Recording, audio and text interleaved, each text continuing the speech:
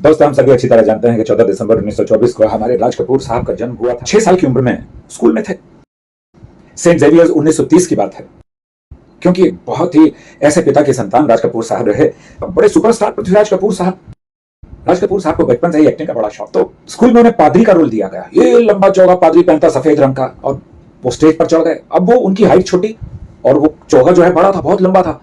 खैर, किसी तरह पहुंचे और जोश जोश में जो डायलॉग एक बार बोलना था वो डायलॉग 2 बार उन्होंने बोल दिया, बाहर आ गए। लेकिन अब उनकी दूसरी एंट्री हुई। इस बार जैसे वो स्टेज पर एंटर हुए, वो लंबा चौगा उनके पैरों में फंसा और वो धड़ाम से नीचे गिर गए। हॉल में बैठे हुए सभी लोग हंस पड़े। अब लोग कौन थे? सभी बच्चों के माता पिता।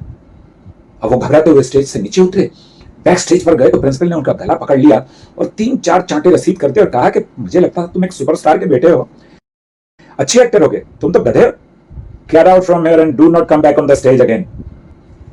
दोस्तों, प्रिंसिपल साहब को नहीं पता था कि ये बच्चा आगे चलकर इस देश का सबसे बड़ा शोमैन बनने वाला है और अपने देश की फिल्मों को देश में ही नहीं बल्कि पूरे विश्व में प्रसिद्ध कर देगा। एक ऐसी उनकी फिल्म आवारा, जिसे रूस में राष्ट्रीय फिल्म का दर्जा मिला। कितनी बड़ी बात है और कितने सम्मान की बात है। 100 साल पूरे हुए। राज साहब, एक दिन बिक जाएगा माटी के मोल, जब में रह जाएंगे प्यारे तेरे बोल।